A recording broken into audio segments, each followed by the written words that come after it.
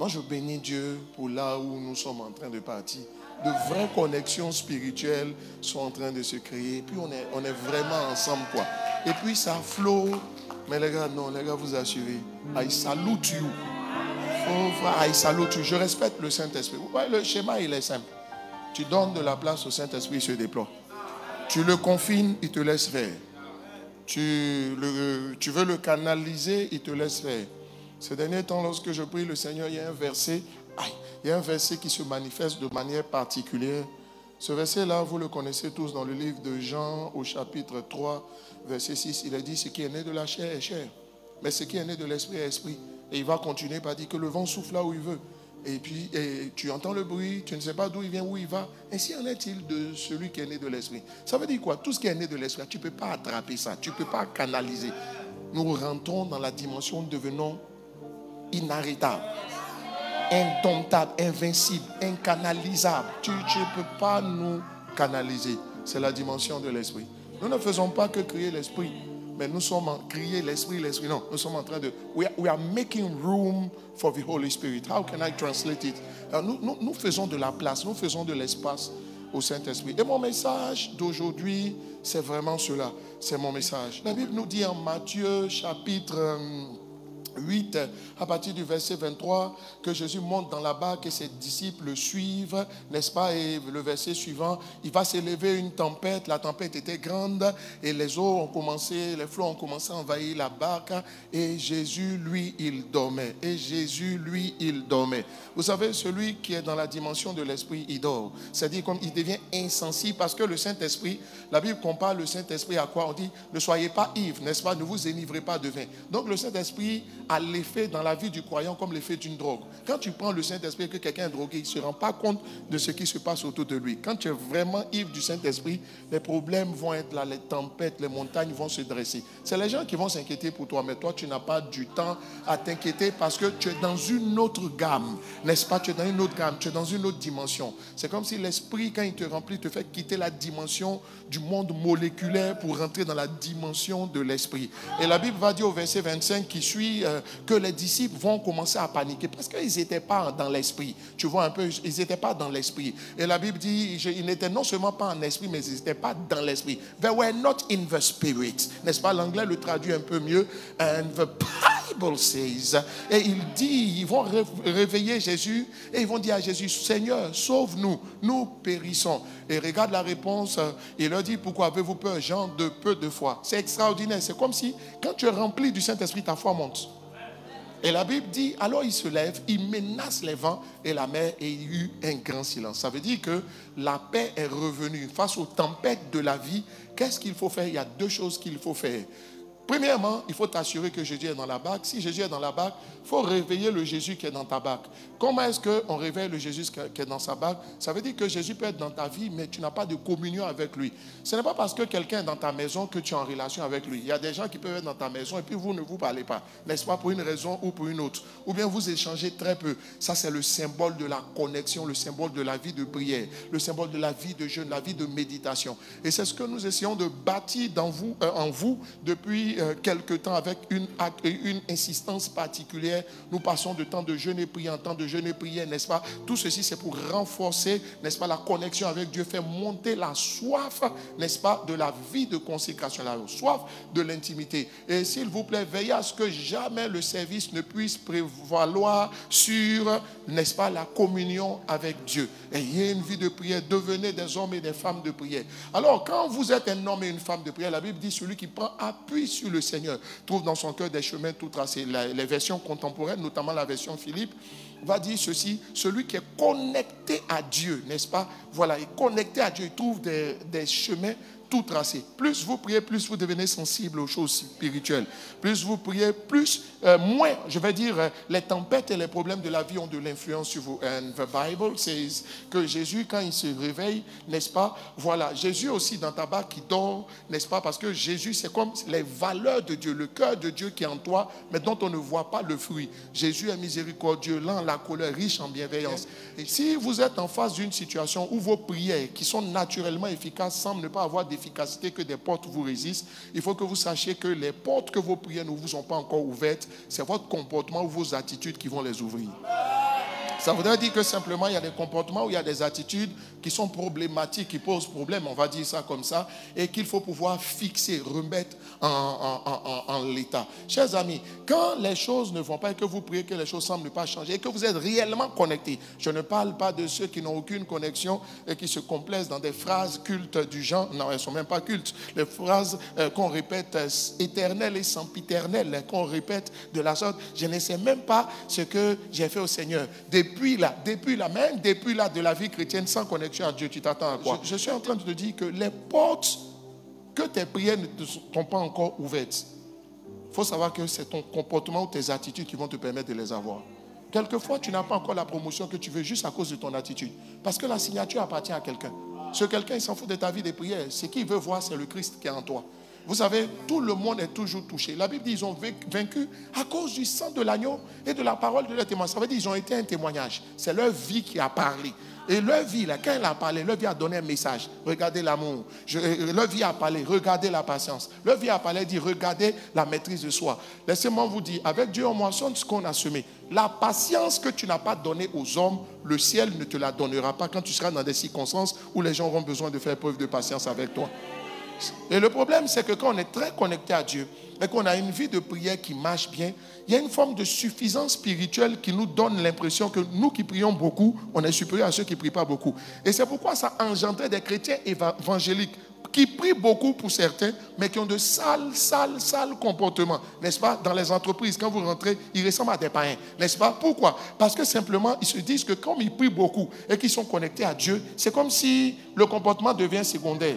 Les sœurs chrétiennes dans les foyers qui sont très zélées à l'église sont les moins soumises dans les foyers, malheureusement, n'est-ce pas? Voilà, les gens, les frères les plus zélés à l'église sont les gens qui ne s'occupent pas de leur enfant et de leur épouse à la maison. Tout cela, c'est dommage. Il faut rectifier le tir, sinon la tempête va continuer à vous résister. Et dans la vie, il y aura des tempêtes sentimentales, des tempêtes financières, des tempêtes au niveau de la santé, des tempêtes de toutes sortes. En fait, mon message aurait dû être comment prendre le dessus sur les tempêtes de la vie. Premièrement, écoute-moi. Fils, si tu pries depuis pour des situations qui semblent ne pas bouger, continue de prier. Mais il faut que tu ajoutes à tes prières l'attitude et le comportement qu'il faut.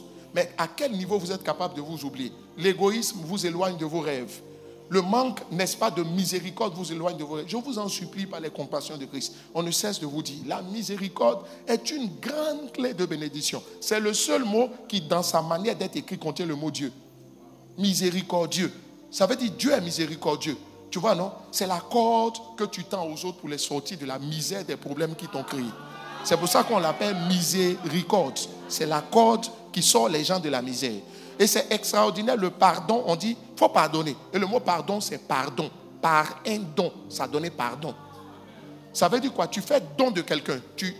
En fait, tu dois, c'est-à-dire tu laisses tomber. Tu fais don à quelqu'un du mal qu'il t'a fait. Et Dieu te fait monter à un autre niveau. Parce que quand tu pardonnes, du fait que ce soit par un don, la loi de la sémence et de la moisson est telle que Dieu doit te faire un don. Quand tu fais un don à un homme, en lui pardonnant, en laissant tomber une faute, Dieu doit te faire un don. Ce sont ces choses que Satan ne veut pas que nous puissions avoir. Il nous a canalisé et a restreint notre esprit à penser que tout est une affaire simplement de prière. À la prière, il faut associer l'attitude. À la prière, il faut associer le bon comportement, mais qui résulte simplement du fruit de l'esprit et de la nature profonde de Dieu selon Exode chapitre 34 du verset 6 à 7 où il dit Éternel, Éternel, Dieu miséricordieux, lent à la colère, riche en bonté et en bienveillance. Aussi longtemps que tu peux, fais du bien aux gens. Aussi longtemps que tu peux, sois avenant et sois prévenant. La prévenance, c'est une attitude de cœur qui consiste à aller au-devant des problèmes des gens qui n'ont même pas exprimé. Tu peux voir, tu peux le sentir dans ton cœur. Tu peux être simplement en train d'être assis quelque part. Quelqu'un veut te demander, il a besoin de quelque chose qu'il n'exprime pas. Est-ce que tu peux dévancer son besoin pour intervenir comme une solution, une personne ressource utilisée par le ciel pour bénir quelqu'un? Si tu peux l'être pour quelqu'un, Dieu le sera pour toi. Si tu peux l'être pour une personne, si tu ne l'as pas été pour quelqu'un, Dieu ne le sera pas pour toi. Je me souviens qu'un jour, quelqu'un est venu me voir et dit, pasteur, depuis on prie dans mon entreprise, chaque fois je vais des stages en stage, c'est comme si personne, on ne me prend pas. Et pendant que je m'apprêtais à prier pour lui, I heard the Holy Spirit telling me, il dit, attends, ne prie pas.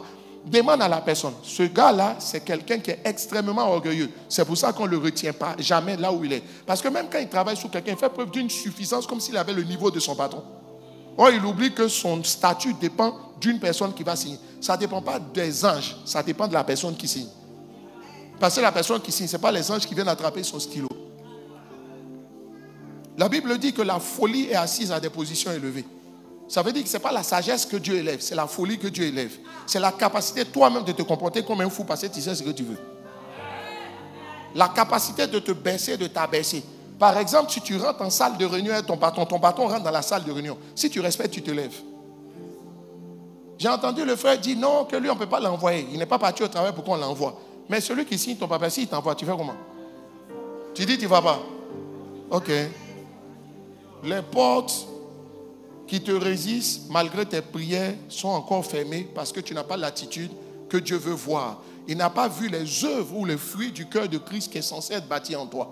Je n'ai pas le temps, mais je prendrai le temps un jour pour parler de cela. En fait, Dieu cherche à chacun de nous un David, parce que même Jésus est le fils de David. Ça veut dire descendant de David. Il dit, fils de David, aie pitié de moi. C'est ce que Batimée a dit. Il dit ceci en Psaume 89, j'ai trouvé David, un homme selon mon cœur. Ça veut dire quoi? Dieu cherche son cœur dans une personne. Je le dis, s'il vous plaît, ne laissez personne vous séduire. Il faut comprendre Dieu. Vous savez, en fait, ma fille, quand ce que Dieu cherche à retrouver son cœur dans la vie d'une personne. Si Dieu trouve son cœur en toi, Dieu te fait monter. Si Dieu trouve son cœur en toi, tes ennemis vont devenir faibles, de plus en plus faibles, quand toi tu deviendras de plus en plus grand. C'est ça que je veux te dire. Il y a des combats spirituels qu'on n'a pas besoin de mener. Il y a des mariages pour lesquels on n'a pas besoin de prier. On a besoin juste de travailler dans le champ de Boaz. Quand tu travailles dans le champ de Boaz, comme si c'était dans ton propre champ, ça s'appelle la fidélité dans ce qui a autrui. La fidélité dans ce qui a autrui, la fidélité dans les petites choses. Dieu te donnera non seulement ce que tu cherches, mais Dieu te donnera ce que tu n'as pas demandé. Quelle est cette chrétienté où on est obligé de demander à Dieu avant qu'il nous donne? Quel est ce père qui ne voit pas que tu dois aller à l'école? Quel est ce père qui ne voit pas que tu dois te marier? Tu dois toujours lui rappeler que tu dois te marier. And the Bible says que Dieu regarde Adam et puis Dieu dit à Adam, il n'est pas bon que tu sois seul. Dieu regarde Salomon et dit non, tu as demandé la sagesse. Tu ne peux pas être sage et puis pauvre. Parce que si tu es sage, que tu es pauvre, on ne peut pas écouter ta sagesse. Donc je vais te donner l'argent en plus de la sagesse. Mais Salomon n'a pas demandé l'argent. Salomon a demandé la sagesse. Laissez-moi vous dire une chose. Il doit avoir en toi l'autre clé. La voix de Dieu est importante. N'est-ce pas, si tu veux triompher de la tempête ou des tempêtes de la vie, il faut que tu entendes Dieu. Laisse-moi te dire quelque chose. La Bible dit au jour du malheur, au jour du bonheur, jour du bonheur. Au jour du malheur, réfléchis. Ça veut dire qu'il y a une raison pour laquelle les choses ne vont pas. Les choses ne peuvent pas aller sans raison. Et laisse-moi te dire que si tu veux arriver à la réponse, considère, faisons ce qu'on a fait en mathématiques. Tu dis, raisonnons par l'absurde. Supposons que ce n'est pas le diable. Si ce n'est pas le diable, Seigneur, dis-moi quelle est la raison pour laquelle ça se passe. La Bible dit que, en fait, même quand c'est ta maison, le propriétaire de ta maison, si longtemps que tu habites la maison, ne peut pas venir rentrer dans la maison. Ça veut dire que Dieu ne peut même pas agir dans ta propre vie sans ta permission. Ce n'est pas Satan qui va agir dans ta vie sans ta permission. Ça veut dire que ce qui t'est arrivé là, même si c'est Satan, tu as ouvert la porte. Tu lui as donné une certaine permission. De quelle façon, ce n'est pas oui ou non. Tu lui as donné une permission, donc il est rentré. Donc raisonnons par l'absurde pour dire au Seigneur, supposons que le diable, ce ne soit pas le diable et que ce soit moi-même. Qu'est-ce qui n'a pas marché avec moi? Et dans cette ordre d'idée, tu vas aller faire ce qu'on appelle chercher Dieu. Tu vas aller chercher la voix du Seigneur. Parce que vous savez quoi? C'est la voix de Dieu qui fait enfanter les biches. Ce n'est pas la face de Dieu qui fait enfanter les biches. Ça veut dire quoi? Ça veut dire qu'il faut que quelquefois, pour que tu parviennes, il faut que tu connaisses le chemin, la voix de Dieu. Fils, tu t'assois et puis tu dis, Seigneur, mais pourquoi chaque année, de manière cyclique, le même problème revient? Il ne faut pas foncer pour dire, Seigneur, résous le problème, résous le problème. Non, non, non, non. Si ça ne va pas, ça ne va pas à cause de quelque chose. Vous avez vu, pour que la tempête se calme, il a fallu que Jésus lui parle. Ça veut dire que la tempête attendait la voix de Dieu. Ça veut dire que les tempêtes de ta vie attendent que Dieu te dise, la voix de Dieu te dise quelque chose. Si tu n'as rien entendu, la tempête reste. Mais le bon côté de la tempête, c'est que pour le même problème, la voix de Dieu ne va pas te dire ce qu'il va dire à ton mari. Parce que chaque individu a sa spécificité. Il y a quelque chose que Dieu veut atteindre dans ta vie. Écoute-moi, si ça ne va pas dans ton foyer, ça ne va pas à cause de quelque chose. Ça ne peut pas être que le diable. Si l'homme ne peut pas te donner conseil, Dieu au moins n'a qu'à te donner un conseil. Va chercher. La Bible a dit, et notre Père spirituel, l'apôtre nous enseigne. Il dit la première des choses que Dieu a faites, c'est dire que la lumière soit. Que la lumière soit, ça veut dire que la sagesse de Dieu vienne. La sagesse, c'est le pourquoi à une situation. La sagesse, c'est on fait quoi. Il faut comprendre déjà ce que tu vis et il faut savoir qu'est-ce que tu dois faire. Et quand ce sera le cas, la troisième chose que Jésus a dû activer pour que la tempête se calme, donc premièrement, la face de Dieu, les valeurs de Dieu, le cœur de Dieu. Le fruit du cœur, le fruit ou les répercussions en termes de comportement et d'attitude du cœur de Dieu. Deuxième chose, la voix de Dieu va te sortir de toutes les tempêtes. Tu regardes, tu remarques que, ou bien toi seul dans ta famille, c'est vous qui avez Dieu et Jésus. Tu remarques que chaque année, de manière cyclique, les mêmes problèmes arrivent. Pourquoi toi seul dans ta famille, chacun, la fin des gens doit être dans maladie et puis bizarre. À quel moment ça va s'arrêter? On dit au jour du malheur, quand les choses ne fonctionnent pas, assieds-toi et puis réfléchis. Quand on réfléchit, on se pose des questions. On ne réfléchit pas pour se lamenter. On réfléchit pour se poser des questions. Alors, on demande au Seigneur, mais pourquoi ça s'est arrivé comme ça? Pourquoi ça fonctionne comme ça? Dieu va te parler. Quelquefois, il y a juste que, nous, au lieu de demander à comprendre, on veut que Dieu change la situation. On se dit, peu importe, on ne veut rien comprendre, Dieu change seulement. Ça ne fonctionne pas comme ça. Parce que Dieu ne veut pas seulement te bénir, Dieu veut t'instruire. Afin que tu sois une source de bénédiction pour les autres. Fils, troisièmement, Jésus a menacé. Il n'a pas fait que parler, il n'a pas causé la tempête, il a menacé. Donc, en fait, menacer, ça veut dire parler à la tempête en exerçant son autorité. Or, c'est quoi l'autorité? La puissance de Dieu. C'est là que l'onction intervient. Pour que les tempêtes de la vie disparaissent, il faut l'onction. Maintenant, l'onction, c'est un aimant. 12e définition. 13e. L'onction, c'est un aimant. L'onction, c'est un aimant qui attire tout ce que Dieu peut te donner. L'onction, c'est un aimant. Dis à ton voisin que j'ai dit, l'onction, là, c'est un aimant. Mais on a fait, ça s'appelle comment en physique? Ça s'appelle induction, auto-induction. Tu te souviens? L'aimant, là, l'onction, c'est un aimant. Or, l'aimant, là, selon les phénomènes d'induction et d'auto-induction, un aimant attire tout ce qui est fait. Quand il y a un aimant, ça attire. Il y a 5 choses que l'onction va attirer. Et les 5 choses que l'onction va attirer dans ta vie, c'est ce que j'appelle l'héritage de la grâce. L'onction va t'attirer les 5 éléments de l'héritage de la grâce. L'héritage de la grâce, vous savez comment la Bible appelle cela aussi? Les trésors de la grâce. Or, les trésors, c'est une richesse. C'est quelque chose qui est censé changer ta dimension. Parce qu'une richesse change ta dimension. Et la Bible appelle cela aussi la pluie. Pas la pluie, les pluies. La pluie, c'est la grâce. Les pluies, ce sont les trésors de la grâce. La Bible dit ceci. En Romains chapitre 5, n'est-ce pas? Aidez-moi, je crois au verset 17. Ceux qui reçoivent l'abondance de la grâce. D'autres versions disent ceux qui reçoivent les trésors de la grâce. D'autres versions disent les bénédictions de la grâce. Et le don de la justice règne. Quand on dit régner, c'est se démarquer. Ça veut dire dans la ville, tu peux t'en sortir. Il y a d'autres qui vont se démarquer. Pour te démarquer, on ne se démarque pas par la grâce. On se démarque par l'abondance de la grâce. À quel moment on parle de l'abondance de la grâce? Quand tu as attiré les 5 trésors de la grâce. Et quand tu es devenu héritier de la grâce. Par la foi en Jésus-Christ de Nazareth. Premier élément, c'est la connaissance. L'onction, c'est pour ça que la Bible dit l'onction vous enseignera. Ça veut dire l'onction donne des sagesses. L'onction va te donner une sagesse. Mais quand la voix de Dieu te donne une instruction, l'onction te donne une sagesse. Ça veut dire quoi? L'onction est là et puis tu es là et puis il y a une idée qui est dans ta tête. Et tu as l'impression que tu as réfléchi. Parce que Dieu est passé maître dans l'art de faire des choses surnaturelles de manière naturelle.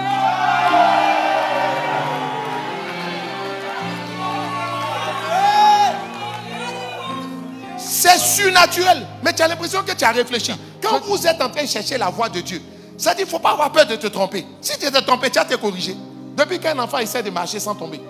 Premier élément, la sagesse. Quand on dit la sagesse, tout le monde le verset, ça dit, tu es là, il y a une idée qui est dans ta tête. Regarde, tu penses à quelque chose. Tu as envie d'aller quelque part. C'est ça. Quand l'onction t'enseigne, l'onction ne te parle pas. L'onction te pousse. C'est pour ça que la Bible dit pousser par l'esprit. Le mot pousser, ça veut dire il y a un vent qui a soufflé pour m'amener dans une direction. Je n'ai rien entendu. La voix de Dieu va te parler. Mais l'onction là ne te donne pas vision. L'onction te pousse. C'est pour ça que l'apôtre Paul dit pousser par l'esprit. Nous avons voulu rentrer dans telle ville, mais nous sommes allés dans une autre. Tu te sens comme irrésistiblement attiré dans une direction. C'est ça l'esprit. C'est ça l'onction. Quand l'onction te donne la sagesse, le premier C, le premier trésor de la grâce.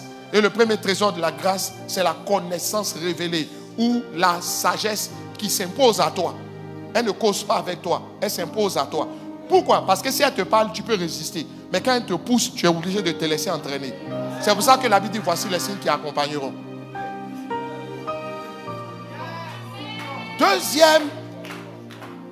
Deuxième trésor de la grâce que l'onction qu'on appelle un aimant va attirer.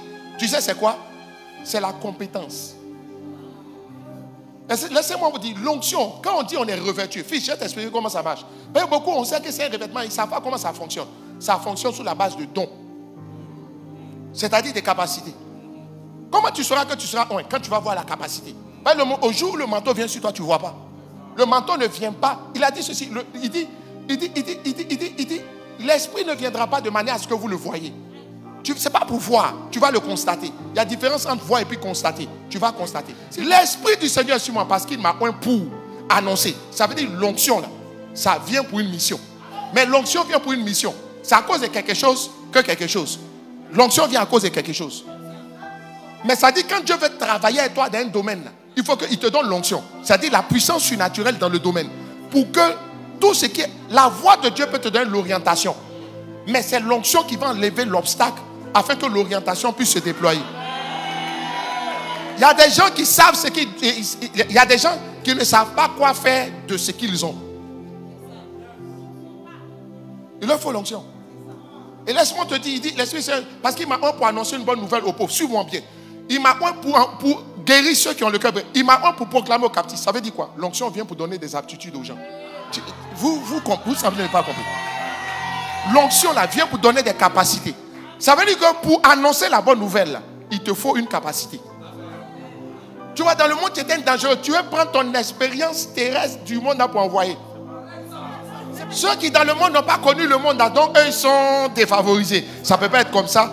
Quand tu rentres en Christ, est-ce que tu sais que l'onction vient pour te donner une aptitude? Dieu dit de ne pas se gérer dans le monde. Quand tu es venu en Christ, qui va t'enseigner?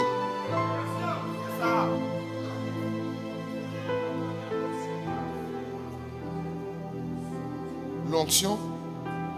Ma fille, pour prendre soin des âmes, il te faut l'onction. Il faut l'aptitude pour prendre soin. Est-ce que tu sais, pour appeler les gens, puis ils vont écouter, il faut une onction. Parce que l'onction donne une aptitude. La capacité d'annoncer la bonne nouvelle, la capacité de guérir les malades, la capacité, mais ce n'est pas limité.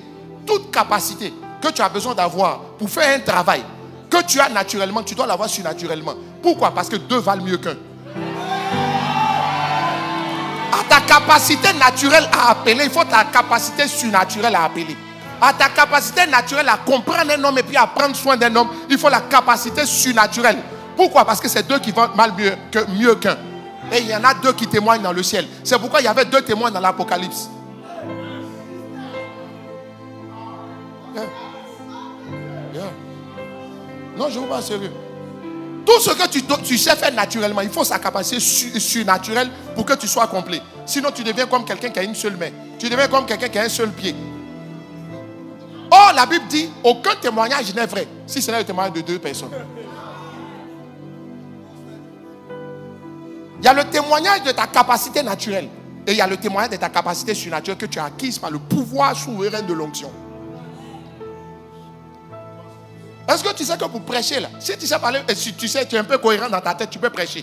Mais il faut une dimension surnaturelle. Quand tu prêches à tout le monde, ça dit, à Boaké, il y a une photo qui m'a tellement marqué. Je vais poster. C'est comme si, pendant que je suis en train de prêcher, il y a un gars là, et puis, écoute, et puis il pleure. Il pleure. Ouais, t'as là. Les désirs, vous étiez là, tout ça. Madame Yapo, tout ça, et puis il pleure.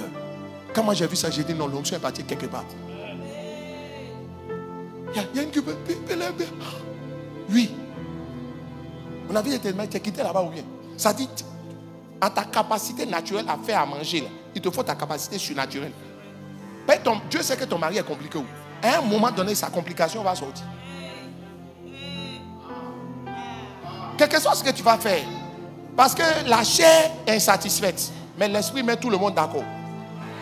Je ne sais pas si tu me comprends. À ta capacité naturelle à chanter, là, il te faut la capacité surnaturelle. Il y a des gens, ils ont appris à faire des affaires parce que c'est dans leur sang, c'est dans leur famille. À ta capacité naturelle à faire le business, là, il faut la capacité surnaturelle. L'onction, c'est une capacité que Dieu donne pour travailler, pour faire un travail. Yeah. À ta capacité naturelle à savoir contrôler le ballon, là, il faut la capacité surnaturelle à jouer au foot. Si tu es footballeur. Ouais. Ça veut dire à ta beauté physique, il faut une beauté spirituelle. Oui. Ma fille, aide-moi un peu par ton sourire. Oui. Oui. Ce que j'ai dit, ce n'est pas du jeu. Hein. C'est là que tu comprends qu'il faut aller chercher l'onction. Vous voyez comment au début on a adoré là. C'est comment on s'en chercher l'onction. Oui. Fils. L'onction est un aimant. Ce sont des capacités. Quand tu dis Seigneur, donne-moi ton onction, c'est pas, tu n'as pas bien prié. Il faut dire c'est pourquoi. Si tu n'as pas bien prié, parce que l'onction fonctionne sous la forme des capacités. Ma fille, quand tu sais, c'est une onction qui fait que partout où tu rentres, on aime ton affaire. Quelquefois, tu n'as pas. Quelquefois, ce que tu as fait de bien, tu te dis, si elle fait les choses bien, il va m'aimer. Tu fais bien, personne ne t'aime. C'est le type qui est là, il fait même, fait pas bien, celui on aime son affaire. Ouais. Oui. Il ne faut pas dire, Seigneur, donne-moi l'onction. Oh Seigneur, je veux moins. Et moins pourquoi? C'est quelle onction on doit te donner? C'est onction qu'on doit te donner, c'est pourquoi? Faut dire. Quelqu'un me demande, on prie, faites précis. Quelqu'un me demande comment on prie pour l'onction. Tu me demandes comment on prie pour l'onction. Comment tu pries pour l'argent? Quand tu n'as pas l'argent, tu ne dis pas, Seigneur, donne-moi l'argent. Donc quand tu n'as pas l'onction, tu dis, Seigneur, donne-moi l'onction. C'est fini. Et puis tu t'assois là-dessus. Et puis c'est là que tu vas rentrer en langue terrible. Et que tu sais que j'ai demandé au Seigneur. Moi, par la grâce de Dieu, je sais écrire les livres. Mais à ma capacité naturelle à écrire les livres, il me fallait la capacité surnaturelle à écrire. Donc j'ai dit, Seigneur, donne-moi l'onction. Depuis que j'ai fait cette prière, c'est là que j'ai été rendu capable, en 3 mois, de sortir 8 livres. Tu te demandes comment? C'est parce qu'à la capacité naturelle, j'ai demandé la capacité surnaturelle. L'onction. Deuxième trésor de l'onction, que l'onction va attirer, puisque c'est un aimant, c'est la compétence. Mais la compétence surnaturelle qui va venir s'ajouter à ta compétence naturelle. Quand on donne une responsabilité à quelqu'un, au lieu d'être content, il faut être content, mais il faut aller demander. Salomon, on lui a donné la responsabilité de roi. Il dit, je ne sais pas diriger les gens. Donne-moi l'onction de leadership. C'est ça. Mais des gens, on les positionne, ils sont là, ils sont contents d'être contents. Il est dans le groupe, on dit, tu t'occupes des enfants, puis c'est fini. C'est ta capacité naturelle, tu apprends pour t'occuper des enfants, alors que tu sais qu'il y a des entités surnaturelles qui les attaquent. Tu comptes sur quoi? Tu es bien prétentieuse. Je dis, mais comment tu vas t'en sortir? C'est de t'asseoir pour dire, Seigneur, donne-moi l'onction pour m'occuper de ces enfants. Et puis tu charges ça. Et puis tu t'en pries. Oui. Tu charges ça. Et puis tu es là, tu dis, Seigneur, remplis-moi, accorde-moi l'onction. Je veux parler à tes enfants. Vous savez quoi? Tu ne sais pas combien de temps j'ai pris, au moins 1h30, parce que mon corps était fatigué. 1h30 pour prier ce matin, pour prendre l'onction. Même entre les cultes, je vous ai dit, à la fin du premier culte, deuxième culte, ne vais pas vouloir causer moi. Je dois reprêcher. Il faut que j'aille chercher l'onction. Ce n'est pas ma prière que j'ai faite la nuit là qui est suffisante, non. J'ai dit, Seigneur, donne-moi l'onction. Celui qui m'a écouté au premier culte, au deuxième culte, c'est que je chantais, dit autre chose. Mais comment j'ai fait? Je n'ai pas besoin de temps, j'ai besoin d'inspiration. Quand on a besoin de temps, on s'épuise. Quand on a l'inspiration, on ne s'épuise pas. Je ne sais pas. C'est pour ça que ma mère peut prêcher, puis il ne se fatigue pas. Tu dis comment il fait pour ne pas se fatiguer? Parce que ce n'est pas en travaillant, c'est en étant inspiré. Troisième trésor de la grâce que l'onction va attirer. Tu sais c'est quoi? C'est le capital. Et puis les ressources humaines. Tu ne peux jamais rien faire dans la vie sans les ressources humaines. Et puis, sans le capital. Sans le jet. Mais vous savez quoi? Le jet se trouve toujours dans le ventre d'un poisson. Si tu n'as pas pêché le poisson, tu seras toujours dans la galère. Le jet ne se trouve pas à la banque. Il se trouve dans le ventre d'un poisson. Pourquoi faut-il payer l'impôt? Et Jésus demande aux gens, il dit, allez pêcher le poisson. Quand tu vas pêcher le poisson, dans son ventre, il y a l'argent. Prends ça et puis paye l'impôt. Je vais te poser une question. Depuis quand poisson mange fer? Oh, Jésus a dit, il fera de nous des pêcheurs d'hommes. Ça veut dire simplement, les hommes dans qui tu t'es investi là, Ils vont mettre leurs ressources à ta disposition.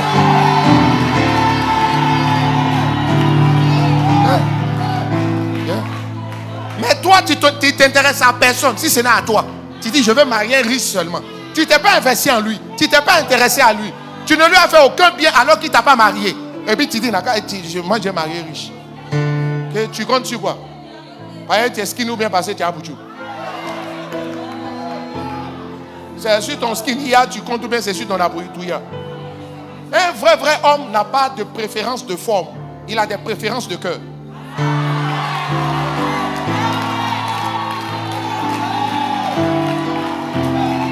De quoi?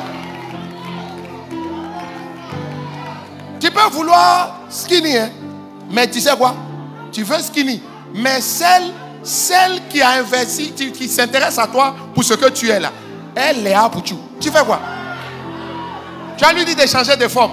C'est les gens qui n'ont pas de vision qui choisissent, qui se font fixer une norme. Forcé, je dois marier à Pouchou. Forcé, je dois marier skinny. Ça ne fonctionne pas comme ça. À répéter? Joli. Un vrai homme ne dit pas je veux une femme claire d'abord. Si tu as Jay, noir va d'un clair. Je ne te comprends pas.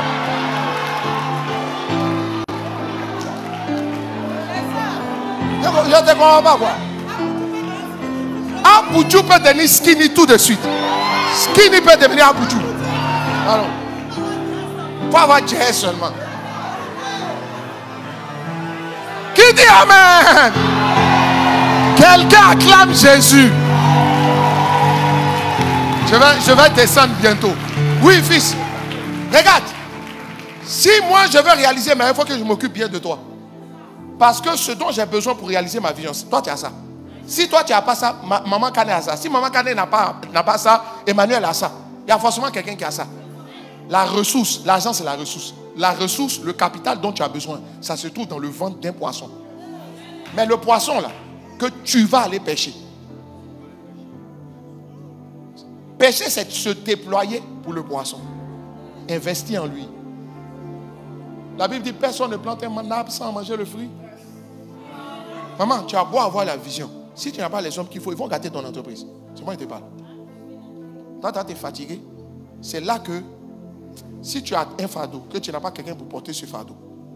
Mais les gens veulent que les gens soient prêts pour eux. Non. Qu'est-ce que tu as investi en lui? En quoi tu t'investis en lui?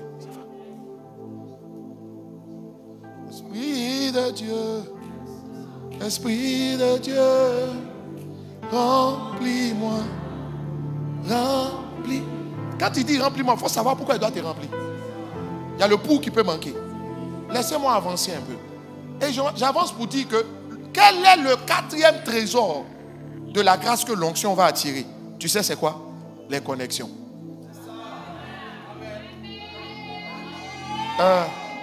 Guidé Drogba lui-même, il dit que sa chance de sa vie, c'est d'avoir rencontré Pape Diouf. Pape Diouf, la Covid l'a tué. Quand ça a commencé, il est mort dans la Covid. Tu as beau être talentueux. Si ton talent n'a pas rencontré une connexion, tu vas rester à Belleville, Batanigro. Il fallait que Rebecca donne à boire au chameau et à Élysée. C'est tout. Il y avait Marie dedans. C'est toujours, c'est pas le principe de combien de fois tu as jeûné. Et puis combien de produits de Lolo Beauté tu as mis sur toi. Non. En tout cas, c'est un produit tu es. Tu sais quoi? C'est combien de fois tu as montré de l'intérêt. Chameau peut te donner quoi? Oh, généralement, ça son calcul. On dit lui, il peut me donner quoi? On dit, oh. Mais tu sais quoi? Lui, il connaît celui qui ressemble à celui que tu veux.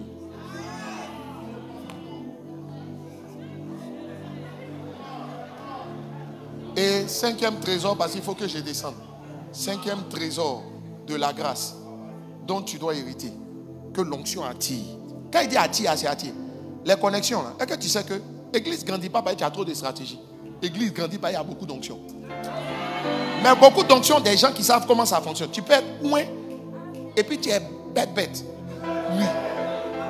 Excuse-moi, je suis. Est-ce que tu sais que l'onction c'est la puissance? Mais amuse-toi à aller rentrer dans le poste de haute tension. Tu vas brûler tout de suite. Ouais. Quand on veut rentrer dans le poste de haute tension, on porte habit. Il y a une combinaison. Ça veut dire qu'il y a des choses que ton onction là, il y a des choses que tu dois prendre pour te protéger. Sinon l'onction là va te rendre bête. Va te donner un comportement de bête.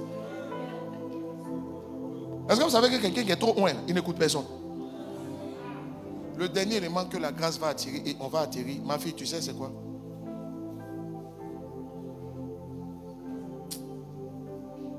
Il y a deux autres choses même que la grâce attire. De 5, ça monte à 7. Le 5e trésor que l'onction va attirer, ça s'appelle la confondante. C'est la grâce qui confond. C'est-à-dire, les gens te regardent. On ne t'a pas vu venir. On n'a pas vu les étapes. C'est dans le dos. Ça te fait sortir dans le dos. Voilà. Merci. Cette grâce, elle te fait sortir. Le 5e trésor de la grâce est sorti dans le dos. Mais tu sais pourquoi Dieu fait ça? Si on t'avait vu venir, on allait t'arrêter. Les coupeurs de route allaient t'arrêter.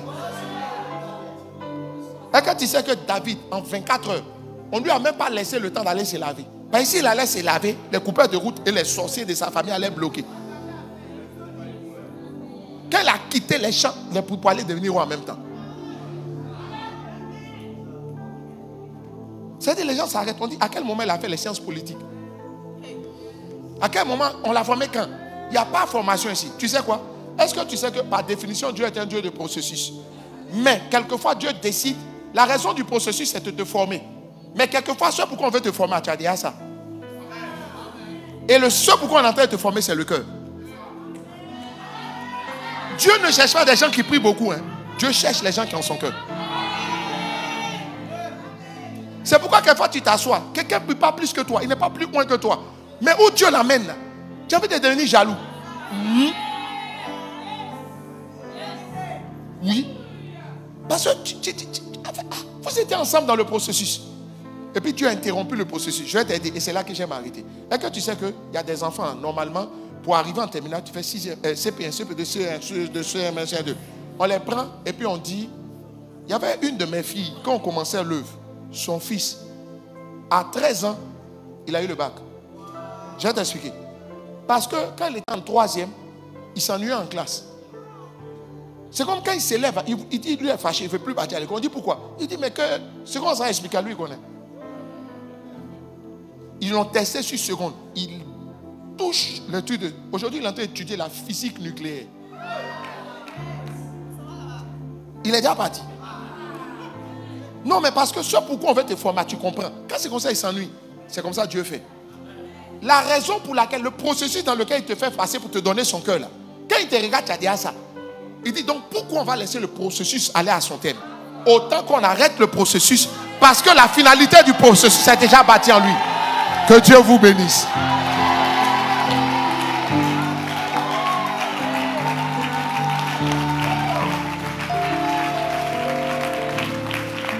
Vous savez quoi? Je vous en supplie. Je vous en supplie. Tu n'as pas besoin de chercher l'argent. Tu n'as pas besoin de chercher l'argent lui-même. Tu as besoin de chercher l'onction. Je t'assure, payer l'onction dans l'argent. Tu n'as pas besoin de chercher Marie. Tu as besoin de chercher le cœur de Dieu.